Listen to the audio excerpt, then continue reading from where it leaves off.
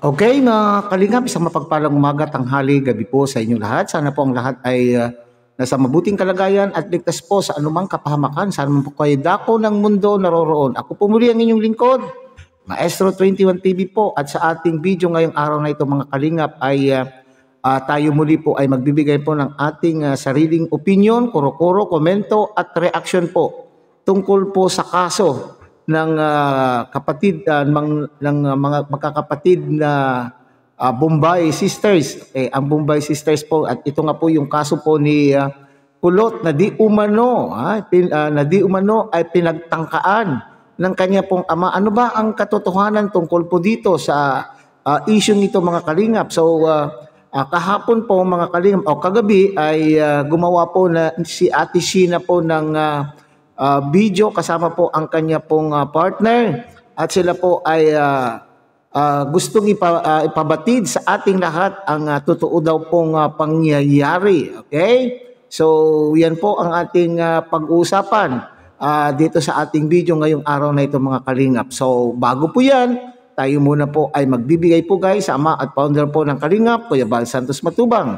At tangkilikin po natin mga kalingap ang Ate Edna Vlog, Kalingap Rab, Kalingap Dan, Kuya Brooks Vlog, at siyempre kung bago lang po kayo sa ating munting channel, sana po ay inyo rin pong takilikin sa pamamagitan po ng inyong pag-like, share, and subscribe, at tuloy pindutin na rin po ang notification bell. At nang sa ganon, tayo pa rin po ay magsama-sama sa susunod pa pong mga reaction videos na ating gagawin. Likewise, Miguelod shoutout po sa ating mga kasamahan po dyan sa Karepa, Kalingap Reactor Partners, sa pamumuno po yan ng aming presidente, Javier De Leon, aka Birador. At tangkilikin din po natin mga kalingap ang ating mga kasamahan pong Kalingap Partners, Kalingap Charity Vloggers. Lalong-lalo na po yung mga kasamahan po natin na nariyan po sa mga iba't ibang Kalingap landing pad na mayroon po tayo dito po sa ating bansa. At ganoon din po sa inyong mga Kalingap subscribers, solid supporters, and generous sponsors. At ganoon din sa ating mga kapatid po dyan sa Team Siomay ng Kalahi Community at ng buong Kalahi Community. Okay? So sa ating pagpapatuloy, sinasabi, marami tayong mga komento mga Kalingap na nababasa na sinasabi po na yung paniwalang-paniwala po sila doon sa pangyayari. Okay? So hindi natin po masisisi po mga kalingap ang ating mga viewers kung bakit po negatibo po yung kanila pong mga nasasabi sa unang interview po kay Kulot. Okay? At naniniwala po sila yung sa pangyayari sapagkat alam po naman natin ang pagkatao. Okay? Lahat tayo po siguro ay aware kung ano po ang kaganapan sa buhay po ng ama po nilang Bombay, hindi po ba? So bago po yan, atin muna pong panuorin mga kalingap. Sabay-sabay natin panuorin mga kalingap ang isang maikling video clip po na atin pong kinuha po sa video po ni Ate Sheena kasama po ang kanyang asawa, kung saan po sila po ay nagpapaliwanag at sinasabing ito daw po yung tunay na pangyayari. At ngayon po, kayo na po ang bahalang humusga. Okay? At panoorin po nating maigi at kayo na po ang bahalang humusga kung ito man po ay katotohanan o hindi. Okay? So panoorin natin mga kalingap. Sabi sa inyong lahat mga ka-viewers, good evening po pala. Welcome to Ate Sheena TV Vlog po tayo. Yan. Ngayon po kaya po kami nag-video para iklaro yung issue ni Kulot tungkol dun sa upload po. Hindi basta tungkol po dun sa issue ni Kulot. Oh, yun. Magbibigay linaw lang po tayo. Kasi kami, nung una, nang malaman namin, iba din yung pakakaintindi namin, iba din yung pakakaunawa namin. Lahat naman po tayo, iba yung takbo ng utak. Nung nagpunta kami dun, klaro nga namin yung issue, kung totoo ba talaga o anong dapat kung ano ba talaga yung totoong nangyari ko. Kaya iklaro rin po namin. Naawa na rin pa ako kay Papa. Si Papa po ang tinutukoy sa issue yan. Kaya ikaklaro po namin ni Sheena yung tunay na pangyayari talaga.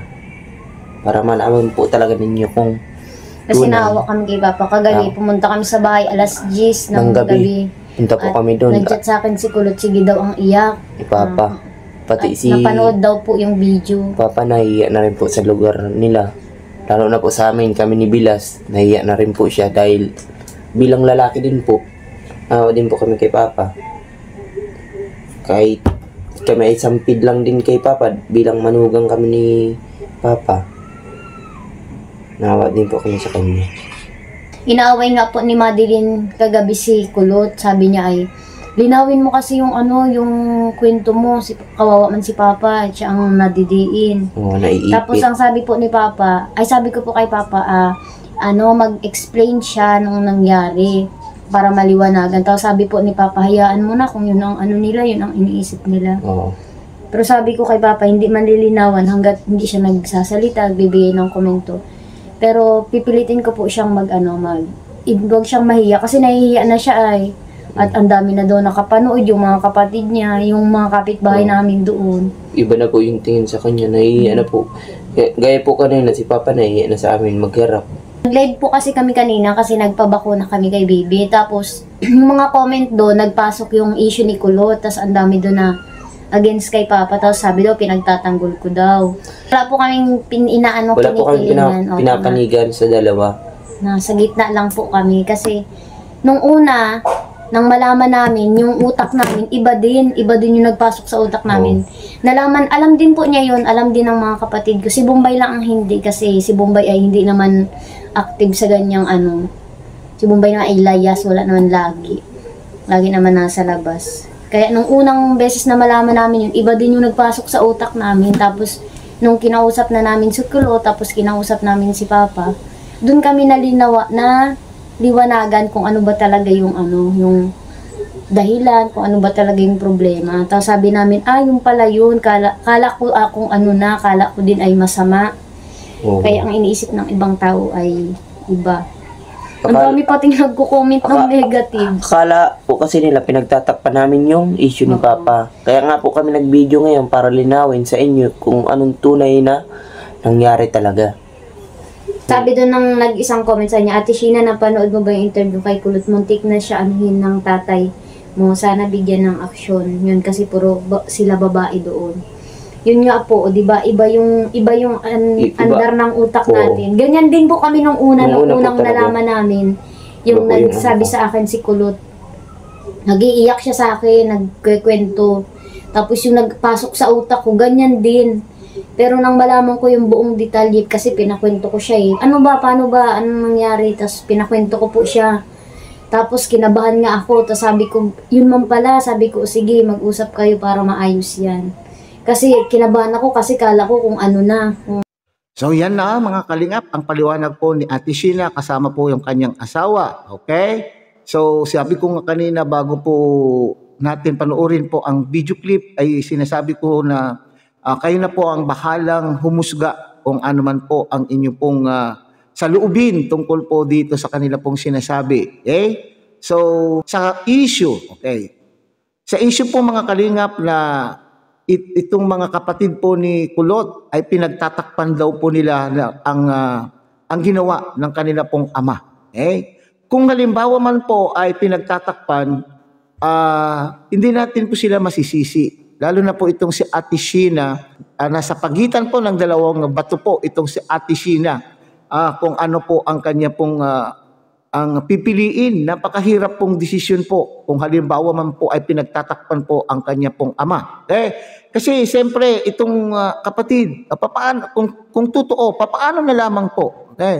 Papaano na lamang po yung puri na nawala po dun sa kanyang kapatid? Halimbawa, ngayon naman po doon sa ama, hindi natin po masisisi. Sabik po ang mga magkakapatid sa ama dahil alam po naman natin matagal po na nawalay ang kanila pong ama at dahil po siya po ay nakulong, hindi po ba? At saka siyempre, mahal din po nila at saka yung masasabi o yung pong puri ng pamilya, dignidad, puri ng pamilya na masisira po ng dahil sa issue na ito. Okay? So dito po ang personal ko pong opinion dito sa kanila pong video mga kalingap ay para naman pong hindi pinagtatakpan ni Ate Sheena po. So ibig sabihin kasi sinabi po nila, inalam po nilang maigi kung ano po ang pangyayari. Okay? Inalam po nila, saka po sila gumawa po ng video upang itama po kung ano man po ang nasa isipan po ng mga nakapanood sa interview po ni Kulot. So para bagang ang pagkakaintindi ko po rito mga kalingap ay mayroong hindi pagkakaunawaan ang mag-ama, si Kulot at ang kanya pong ama na hindi naman po binanggit po dito sa video. Okay. Pero ang kagandahan po dito mga kalingap ay ito si Ate Sheena bilang isang panganay o bilang sa pinakapanganay sa kanila pong magkakapatid ay inalam po niya. Siya po ay nag-imbestiga, kinausap po niya itong si Kulot, kinausap din daw po niya yung ama. Ngayon nga po daw po ay ang apektado dito yung ama. Kasi siyempre marami na pong nakapanood sa kanila pong mga kapitbahay, mga kapatid at kung ano na po ay nag-aalala po sila. Baka ano na po ang mangyari o baka magpatiwakal ang kanila pong ama o di mawawala na naman po sila po ng ama. Okay. So, hindi natin po masisisi mga kalingap ang mga, sabi ko nga kanina doon sa intro natin, hindi natin masisisi ang ating mga tagapanood na nagsubaybay sa buhay po ng mga magkakapatid na ito. Kasi alam po naman natin kung saan, ano yung nangyari o anong naganap, ano mga naging buhay po ng kanila pong ama. So, ibig sabihin, yun po yung stigma po doon sa ama. Masama po yung pagkaakaala ng mga tao kaya sa ama po ni Bombay, hindi po ba? So kaya po yung iniisip po nila na talagang paniwala o na marami po sa mga viewers ang naniniwala na magagawa po ito ng ama. Alam po ninyo kung bakit. Kasi siyempre yung pagkatao ng kanila pong ama na sinasabi, maraming nagsasabi, irresponsable, ganun-ganon. Okay. Hindi na natin po yan pag-uusapan mga kalingap. So, tama lang po naman yung ginawa po ni Ate Sheena na alamin kung ano po ang totoo at itama po ito kung ano po ang totoo. So, sa susunod po siguro mga kalingap ay mas maganda kung isang video din po ang ating mapapanood na nagsasabi, nagpapahayag po naman po ng saloobin po ni Kulot upang sa ganun naman po ay malinis po yung kanya pong sarili, hindi lamang po yung kanyang sarili, pati na rin po yung pagkatao po ng kanyang ama at ng buong pamilya, hindi po ba? Kasi sa ngayon po ay parang marami pa rin pong hindi naniniwala. Okay, at naniniwala po sila na itong si Ate Sheena kasama po ang kanya pong mga iba pang kapatid ay pinagtatakpan po yung kanila pong ama. Na talaga naman pong naintindihan naman po natin, siyempre, kasi siya po ay ama. Sila, mahal po nila ang kanila pong ama at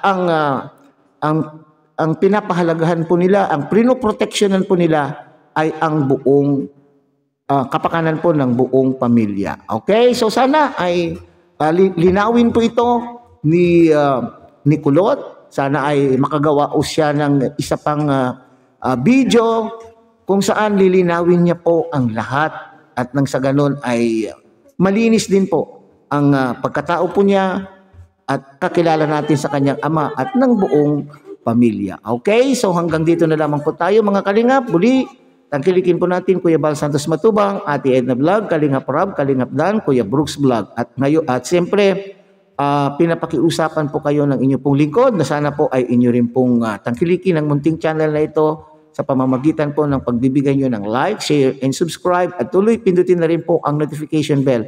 At nang sa ganun, tayo pa rin po ay magsama-sama sa susunod pa pong mga reaction videos na ating gagawin.